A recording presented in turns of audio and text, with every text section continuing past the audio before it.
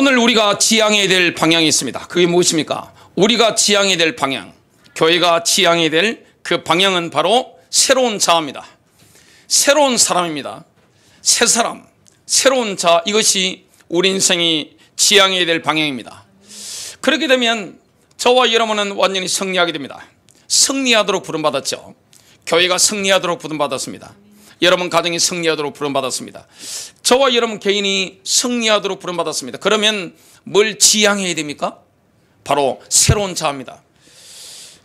로마서 6장 11절, 이와 같이 너희도 너희 자신을 죄에 대하여는 참으로 죽은 자요 하나님께 대하여는 예수 그리스도 우리 주를 통해 산자로 여길지어다. 세례 요한의 좌우명은 무엇이었을까요? 요한복음 3장 30절입니다. 그는 흥하여야 하겠고 나는 쇠하여야 하니라. 그분은 반드시 흥하여야 하되 나는 반드시 쇠하여야 하리라. 세상의 논리는 특징이 뭡니까? 세상의 논리는 나는 흥하고 너는 쇠하여야 하리라. 이 세상의 논리입니다. 그러나 저와 여러분이 승리하는 길이 뭡니까? 그리스도는 흥해야 되는 겁니다. 나는 쇠해야 되는 겁니다. 새로운 자아가 흥해야 되는 겁니다. 옛 자아가 어떻게 됩니까? 그는 쇠해야 되는 겁니다. 거기에 승리가 있습니다. 오늘 옛 사람이 쇠하는 것에 정비례해서 새로운 사람이 흥할 수가 있습니다. 여기에 승리할 수 있는 기회가 있습니다. 저와 여러분이 날마다 승리하는 길, 그 길이 무엇입니까? 새로운 사람, 새로운 자, 이걸 지향하는 겁니다. 첫 번째입니다. 새로운 자의 자유 안에서 걸을 수 있기 전에 먼저 죽음이 있어야만 합니다. 그렇지만 옛사람은 싸움 없이 포기하지 않습니다. 이 옛사람이 만만한 존재가 아니에요. 사탄의 성품을 계속해서 만들어낸단 말이죠. 사탄의 후예란 말이죠. 이게 우리 안에서 그냥 만만한 존재가 아닙니다. 싸움 없이 포기하지 않는 거예요. 우리는 옛사람을 두 단계로 처리해야 됩니다.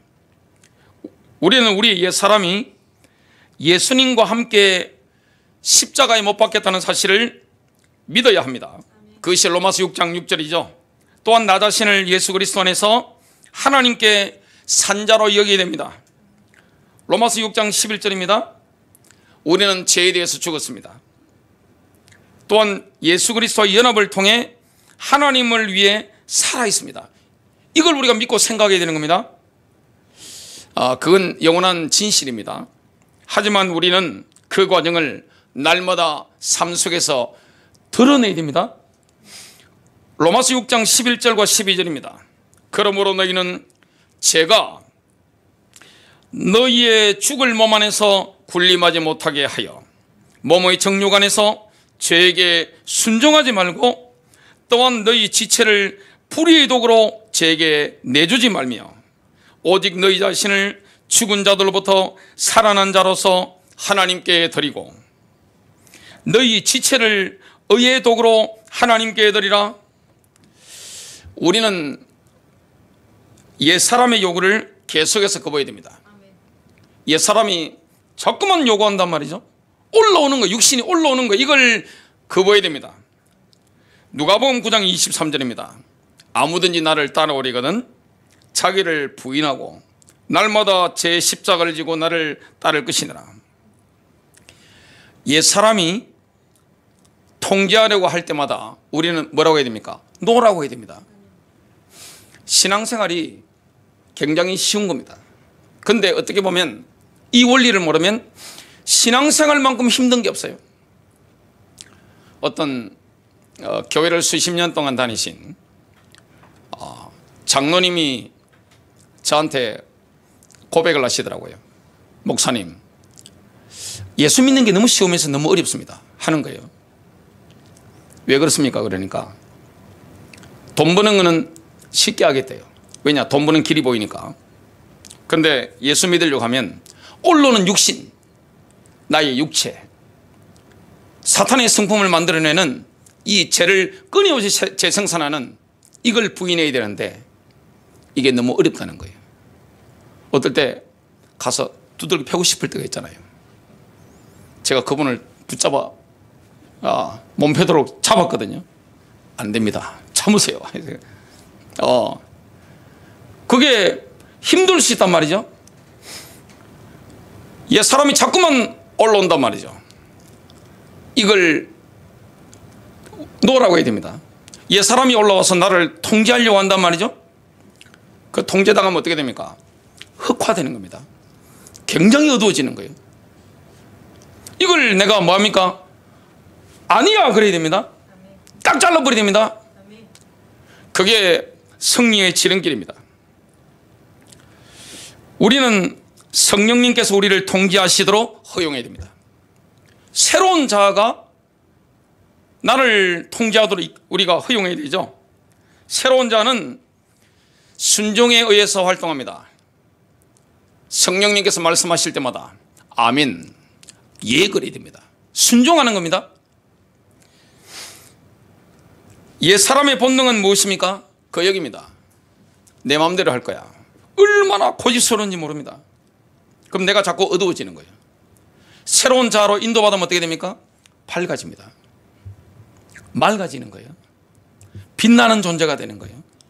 아름다운 존재가 되는 거예요. 사람을 막 끌어당기는 존재가 되는 겁니다. 방문을 열고 어떤 공간에 딱 들었을 때, 누가 들었을 때 보면 온 그 공간을 밝히는 사람이 있습니다. 그리고 어떤 분이 문 딱 열었으면 바퀴벌레 숨듯이 다 숨어버립니다. 그게 뭘까요? 내가 뿜어내는 기운이죠. 자의 통제를 받으면 어떻게 됩니까? 어둡죠. 그러니까 가족이든 사업장이든 직장이든 다른 사람들이 바퀴벌레 숨듯이 막 들어가 숨어버립니다. 다 사라져버립니다. 근데 우리 안에서 새로운 자아가 이게 자꾸만 개발되어져 나가면 어떻게 됩니까? 끌어당기는 겁니다. 사람이 붙고 돈이 붙어요. 정말 아름다운 인생을 살아가게 됩니다. 여기에 승리가 있는 겁니다. 에베소서 4장 23절 24절 너희의 생각의 영 속에서 새롭게 되라. 또 너희가 하나님을 따라 의와 참된 거룩함으로 창조된 새 사람을 입을 것을 가르침을 받았으니, 새 사람은 하나님을 따라 의와 거룩함으로 창조되었습니다. 새 사람은 인간의 노력으로 만들어지는 게 아닙니다. 종교나 율법주의로 만들어지는 게 아니에요. 골로새서 3장 9절 10절 보면 우리에게 확실한 지침을 계시합니다. 동전의 양면이 있는데요, 옛자에 대한 하나님의 프로그램과 새로운 자에 대한 하나님의 프로그램이 지금 말씀하고 있습니다. 서로 거짓말하지 말라. 너희는 옛사람과 그의 행위를 벗어버리고 새 사람을 입었는데 이 새 사람은 그를 창조하신 분의 형상을 따라 지식에서 새로워진 자니라. 두 번째입니다. 새로운 사람의 기용과 성숙과 목적과 책임을 이해해야 됩니다. 이 부분을 우리가 터득해버리면 승리하는 거예요. 날마다 승리하는 인생, 정말 성령님의 인도를 받는 인생, 성장하는 인생, 그렇게 누리게 됩니다. 어린아이들이 일을 할 수 없잖아요. 어린아이들이 어떻게 승리합니까? 자라야 되잖아요. 성장해야 되잖아요. 성숙한 사람이 일을 하잖아요. 성장하면 승리하게 되어 있습니다. 교회도 마찬가지입니다. 가정도 마찬가지입니다. 여러분, 새로운 사람의 기온이 어떻습니까? 성경은 뭘 말씀하고 있습니까? 새로운 자는 탄생에 의해서 만들어집니다. 요한복음 1장 12절 13절입니다. 영접하는 자, 곧 그 이름을 믿는 자들에게는 하나님의 자녀가 되는 권세를 주셨으니 이는 혈통으로나 육정으로나 사람의 뜻으로 나지 아니하고 오직 하나님께로부터 난 자들이니라. 예수님의 말씀에 의하면 이 새로운 자는 물과 성령으로 태어날 때 만들어집니다. 요한복음 3장 5절 말씀처럼 거듭나야 되는 겁니다. 성령으로 거듭날 때 새로운 사람이 만들어지는 거예요. 그건 누구를 만난 겁니까? 예수 그리스도를 인격적으로 만난 겁니다. 지식적으로 만난 게 아니에요. 인격적으로 내가 만난 거죠. 성령님께서는 우리의 마음에 믿음으로 받아들여진 말씀으로부터 새로운 생명을 낳는 기적을 행하십니다. 그래서 믿음은 들음에서 나는 거예요. 하나님의 말씀을 제대로 들었을 때 이 새로운 생명을 얻게 되는 겁니다. 새 사람이 생겨나는 거예요. 새로운 자아가 생겨나는 겁니다. 베드로전서 1장 23절입니다. 너희가 다시 태어난 것은 썩을 씨에서 난 것이 아니요 썩지 아니할 씨에서 난 것이니 살아있고 영원히 거하는 하나님의 말씀으로 된 것이니라. 이 썩지 않는 씨는 하나님의 기록된 말씀입니다. 이게 바로 기록된 말씀이죠. 하나님의 말씀은 신성하고 썩지 아니하고 영원합니다. 우리가 하나님의 말씀을 믿음으로 받아들일 때 성령님께서는 우리 안에서 신성하고 썩지 않고 영원한 성품을 만들어내시는 거죠. 놀라운 기적을 행하시는 겁니다. 이 썩지 않는 씨는 또한 육신으로 나타나신 말씀, 즉 예수 그리스도입니다. 요한복음 1장 1절인데요. 태초에 말씀이 계셨고 그 말씀이 하나님과 함께 계셨으니 그 말씀은 하나님이셨느니라. 요한계시록 19장 13절에 보면 재림주로 오시는 예수 그리스도에 대해서 말씀하고 계신데요. 어떻게 묘사하고 있습니까? 그 그리스도를, 재림주로 오신 예수 그리스도를 하나님의 말씀으로 표현합니다. 또 그분께서는 피에 담근 옷을 입으셨는데 그분의 이름은 하나님의 말씀이라 불리느니라. 성경과 그리스도는 서로 완벽하게 일치합니다. 복음은 선포된 하나님 말씀이죠. 복음은 선포된 하나님 말씀입니다. 예수님은 살아계신 하나님의 말씀입니다. 그러면 이렇게 태어났다면 새로운 사람이 어떻게 성숙해집니까? 자라야 되잖아요. 저는 17살 때부터 집을 떠나서 학교 생활하면서 이렇게 쭉 부모님과 함께 떨어져 살았습니다. 제 아내도 보니까 대학 졸업하고 늘 이렇게 해외로 떠들고 그렇게 살은 거예요. 자녀들이 자라면 어떻게 됩니까? 떠나가잖아요. 성숙했다는 거죠. 저와 여러분이 승리하려고 하면 뭐 해야 됩니까? 성숙해야 됩니다. 어른이 되어야 되는 겁니다. 교회에 어른들이 있는 게 얼마나 중요합니까? 영적인 어른들, 가정의 영적인 어른들, 승리하게 되어 있습니다. 저와 여러분이 영적으로 날마다 성숙해져야 되는 거죠. 어떻게 하면 이게 되어집니까? 우리의 생각이 진리의 영이신 성령님의 인도를 받을 때 새로운 사람이 성숙해지게 됩니다. 나의 생각이 성령 인도를 받아야 되는 거죠. 옛자를 벗어버리고 새로운 자를 입는 것 사이에 우리가 해야 될 것이 있습니다. 에베소서 4장 23절 말씀처럼 우리는 우리의 영과 마음을 계속해서 새롭게 해야 됩니다. 우리의 영과 마음을 계속해서 새롭게 하는 거죠. 완전히 새로운 관점으로 바라봐야 됩니다. 그래야 성숙해지는 겁니다. 우리가 생각하는 방식이 완전히 바뀌어야 됩니다.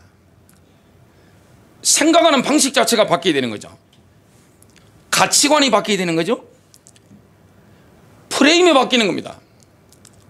세상을 보는 이 안경 자체가 완전히 달라져야 되는 거죠. 이건 성령님의 역사로만 가능합니다.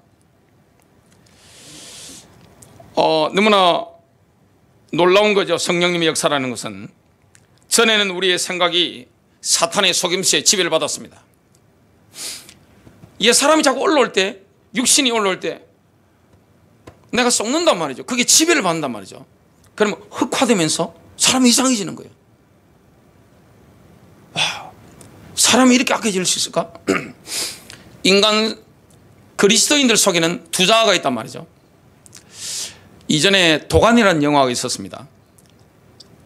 굉장히 별로 안 좋은 영화죠. 뭐 성추행하고 이런 거, 애들 뭐 이런 건데,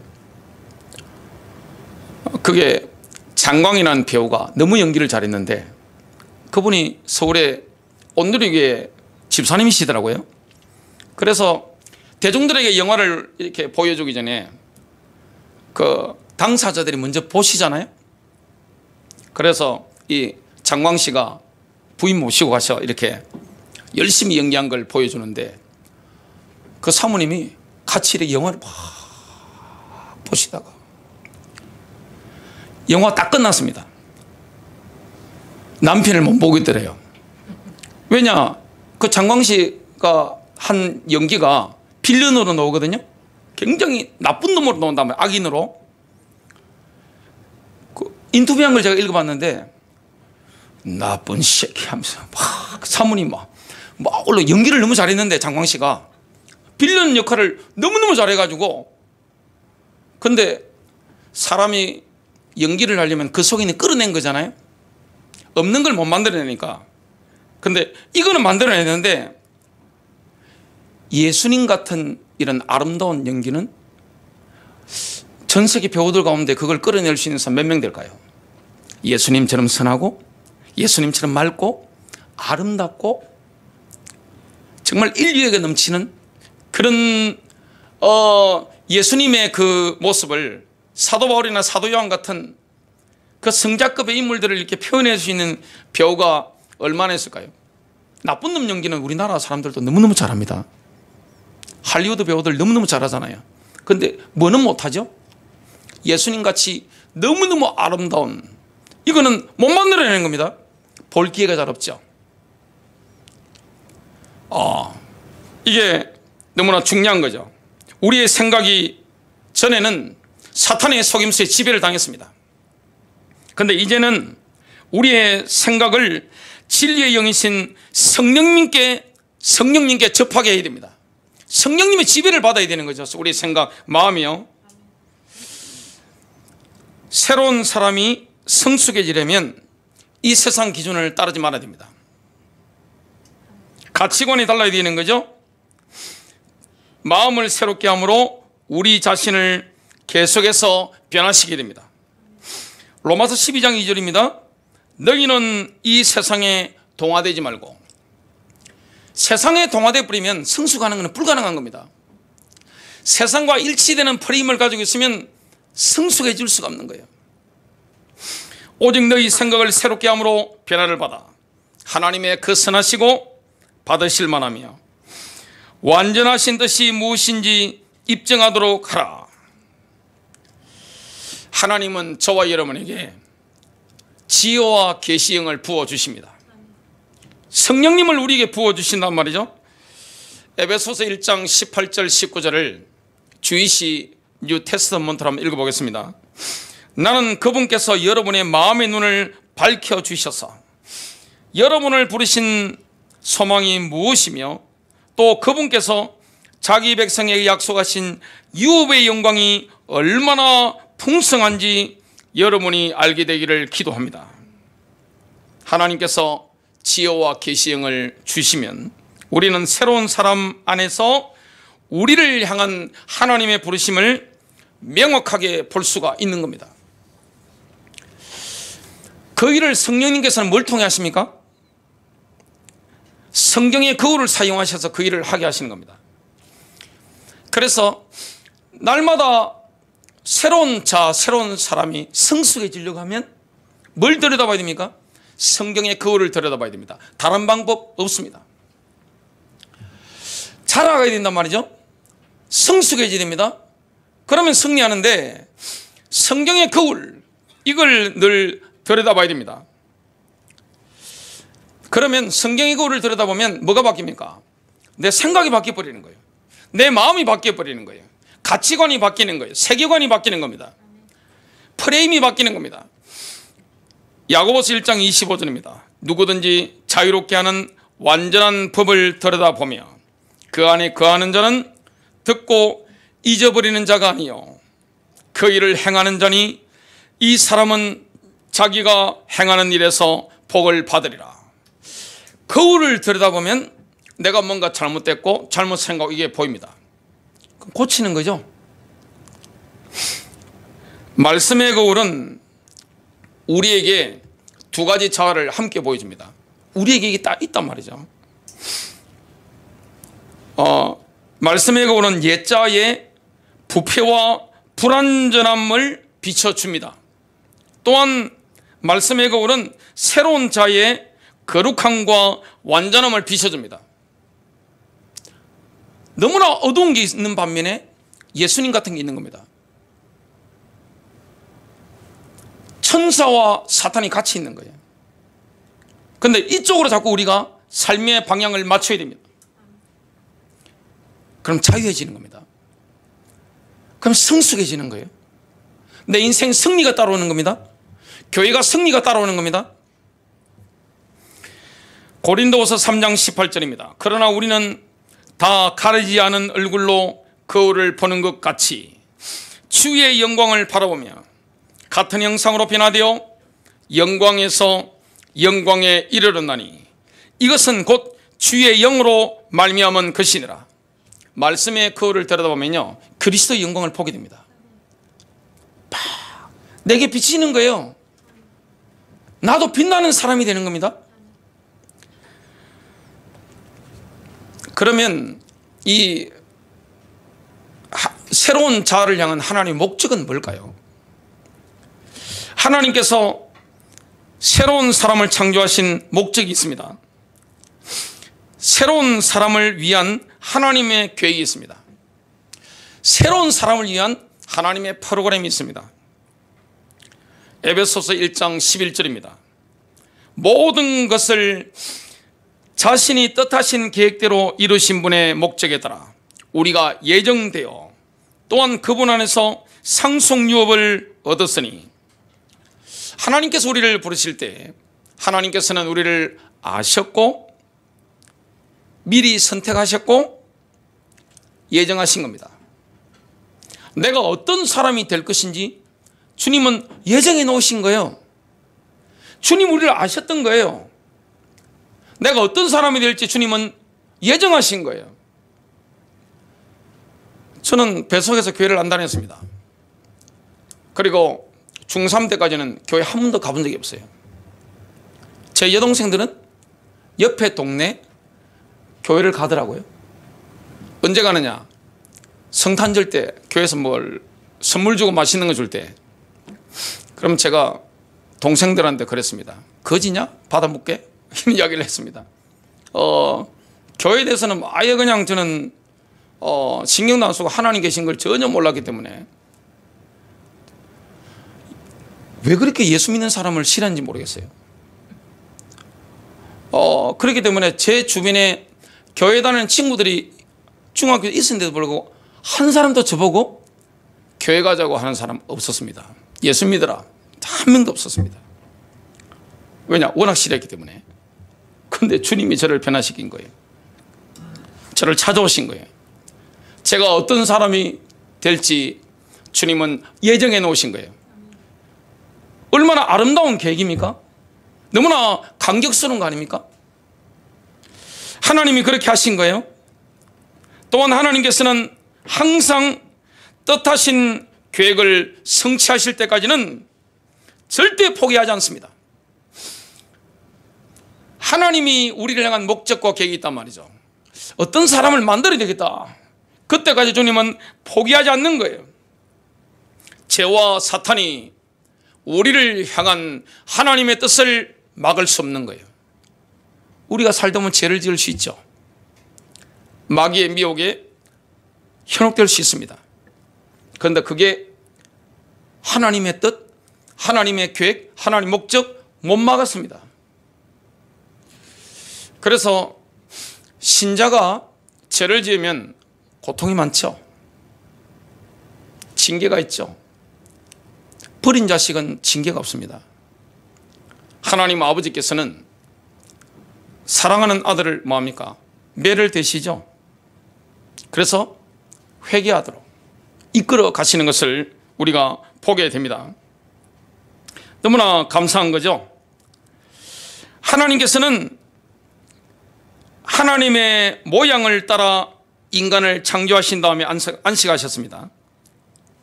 하나님께서는 새로운 창조에 있었어도 하나님의 모양을 재생산하기까지는 절대 쉬지 않으실 겁니다. 새로운 창조, 여기서 하나님의 모양을 재생산하는 겁니다. 누구를 닮도록 만드는 거죠? 예수를 닮도록 만드시는 거예요. 그때까지 주님은 쉬지 않습니다. 하나님의 두 번째 목적은 뭡니까?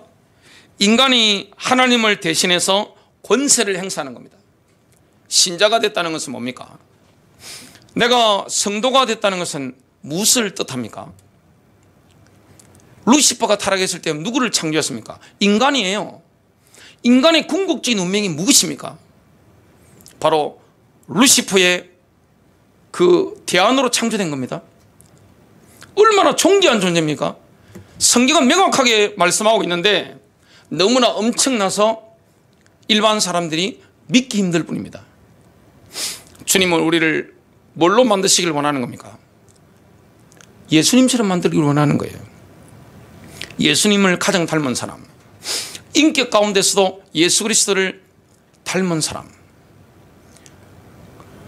권세에 있어서도 예수님의 권세를 행사하는 사람, 주님은 그 계획을 가지고 계신 거예요. 교회를 통해서도 마찬가지입니다. 여러분의 가정을 통해서도 그 일을 하기를 원하시는 거죠.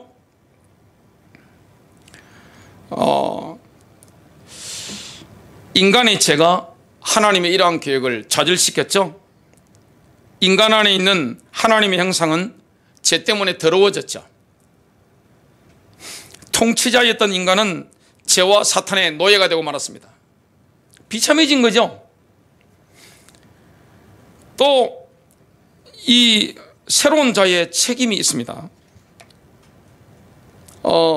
새로운 사람의 책임을 우리가 이해해야 되는데, 새로운 자의 궁극적인 책임, 궁극적인 운명이 있습니다. 하나님께서는 항상 하나님의 계획을 성취하실 겁니다. 하나님은 항상 하나님의 목적을 이루어 가시는 겁니다. 성취하는 겁니다. 우리의 첫 번째 책임은 하나님의 장자인 예수 그리스도의 모양을 재생산하는 겁니다. 로마서 8장 29절, 그분께서는 자신이 미리 하신 자들을 또한 예정하사 자신의 아들의 형상과 같은 모양이 되게 하셨나니. 왜 예정하셨죠? 자신의 아들의 형상과 같은 모습이 되도록, 예수님과 같은 모습이 되도록. 이것은 그분이 많은 형제들 가운데서 처음 난 자가 되게 하려 하심이다. 새로운 사람을 향한 하나님의 목적은, 하나님의 예정은 무엇입니까? 예수 그리스도의 형상과 일치하게 되는 겁니다. 누가 보더라도 예수님을 딱 닮은 사람, 이걸 주님은 만들어가길 원하시는 거죠.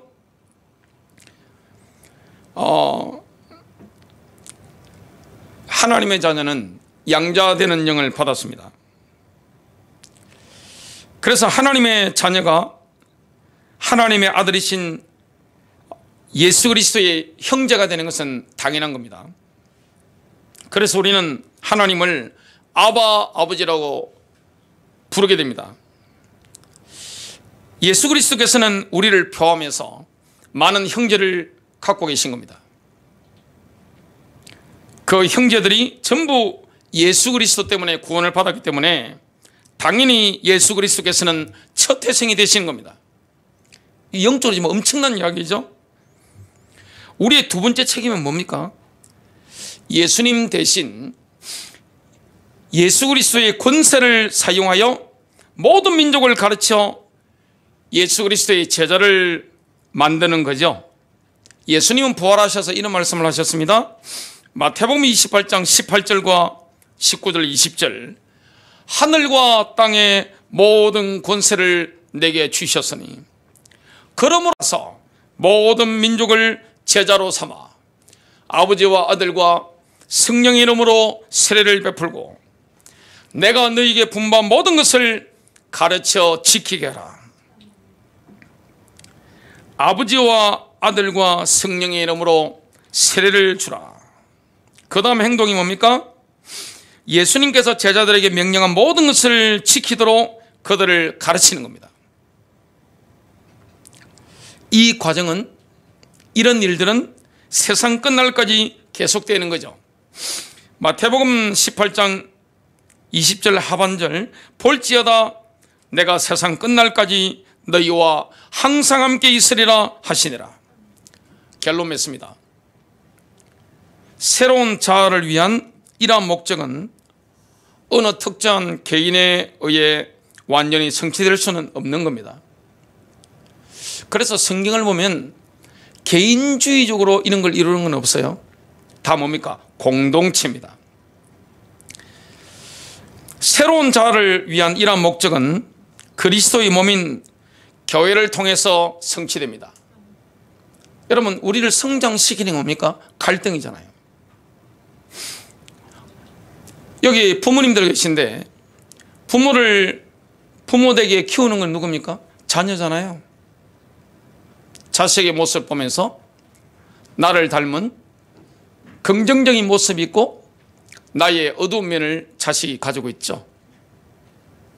그래서 자녀의 어두운 모습 보면 우리가 뭐합니까? 나를 보는 거잖아요. 자식은 부모의 거울이기 때문에 자녀의 모습 보면 정확하게 내 모습이 보이잖아요. 내가 어떤 사람인지, 나의 DNA가 어떤 DNA가 있는지. 자식 앞에서 우리가 하나님 앞에 겸손해질 수밖에 없죠. 그래서 자녀를 키우다 보면 어떻게 됩니까? 철이 드는 거죠. 부부 생활하면 얼마나 고통이 많습니까? 행복도 있지만. 그러면서 어떻게 됩니까? 사람이 넓어지잖아요. 예수님의 교회도 마찬가지입니다. 영적 성숙도가 다 다르고 정치 색깔이 다 다르고 삶의 경험이 다 다른 그리스도 안에 있는 지체들이 만났습니다. 뭐가 있습니까? 부딪히는 거죠. 그러면서 뭐 됩니까? 성장하게 되는 거죠. 제가 거제도에 친구가 거기 살아가지고 옛날에 놀러 간 적이 있습니다. 거제도에 가면 몽돌 해수욕장이 있습니다. 옛날에 그냥 하나씩 돌을 가져오는 분도 계신데 요즘 그러면 잡혀요. 이 파도가 막 치면 돌멩이가 굴러가는 소리가 두두두두 들립니다. 그리고 물이 또 이렇게 팍 빠지면 또 두두두두 소리 들립니다. 부딪히면서 어떻게 됩니까? 돌멩이가 멋있게 만들어집니다. 예수님의 교회 안에서 부딪히면서 어떻게 됩니까? 성숙해지는 거죠. 어떨 때는 세상의 불신자를 사랑하는 것보다 교회 안에 있는 그리스도의 피로 구속받은 사람을 사랑하는 게 훨씬 고통스러울 때가 있습니다. 그러면서 어떻게 됩니까? 내가 크는 겁니다. 성장하는 거예요. 아픔이 없어 어떻게 성숙이 있습니까? 아픔이 없는데 내가 어떻게 내 자신의 모습 볼 수 있습니까? 깎여져 나가는 거죠. 아름다워져 가는 거죠. 에베소서 2장 14절 15절입니다. 그분은 우리의 화평이시니라. 그분께서 둘을 하나로 만드사 우리 사이에 중간 분리벽을 허무시고 원수되게 하는 것, 즉 규례들에 수록된 명령들의 율법을 자기 육체로 없애셨으니 이것은 이 둘을 자기 안에서 하나의 새 사람으로 만듦으로써 화평을 이루려 하시며, 하나의 새 사람은 하나님의 모든 백성들로 구성됩니다. 또 하나의 새 사람은 그리스도의 몸인 교회를 통해서 활동합니다. 에베소서 4장 16절을 주이신 테스트먼트로 한번 읽어보겠습니다. 온몸은 그분의 다스리심 아래에서 모든 관절을 통해 연결되고 결합하며 각 부분은 그것의 기능을 수행하기 위해 작동합니다. 이것이 우리의 몸이 사랑 안에서 성장하고 세워지는 방법입니다. 우리는 세상에 하나님을 드러내 보여주며 하나님을 대신하여 그분의 권세를 행사하게 됩니다. 뭘 통하여? 교회를 통하여. 주님은 우리가 새로운 자아의 자유 안에서 걷기를 원하십니다. 옛사람에게 지배되는 것이 아니라 새로운 사람의 자유 안에서 걷기를 원하는 겁니다. 어른이 되기를 원하는 거예요. 얼마나 자유로운지 몰라요? 이게 되기 전까지는 하나님의 부르심을 성취할 수가 없습니다. 그게 안 되면 하나님의 왕국, 그리스도의 왕국을 앞당길 수도 없죠. 그리고 우리의 충분한 잠재력에 도달할 수가 없습니다. 여러분 승리하시기를 주 예수 그리스도 이름으로 축복합니다.